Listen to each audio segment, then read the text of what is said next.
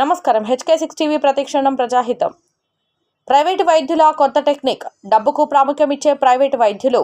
కడుపులోనే శిశువు చనిపోయినా పట్టించుకుని ప్రైవేటు వైద్యులు.